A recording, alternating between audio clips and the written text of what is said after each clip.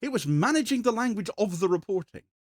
Euphemism ended up replacing clarity. Balance replaced fact. Concern replaced identification.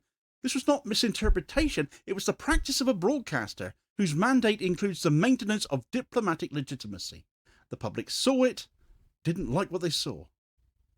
This latest incident surrounding a Panorama edit arrived in the wake of all of these recognitions having become increasingly acknowledged amongst the general public for a number of years now, therefore. It didn't create them, it concentrated them into another moment where the public could say, there they go again. The institution could no longer rely on the presumption of good faith. It had already lost so much of that. The footage had been shaped, the context had been removed.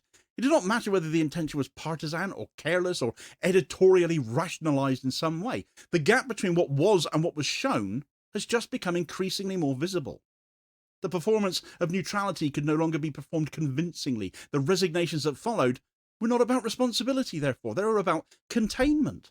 They were an attempt to preserve the idea that the breach was a mistake that could be attributed to a couple of people, rather than the public noticing what had been happening all along and has been for years, frankly, given we, the British public, have been dismissed over such allegations before.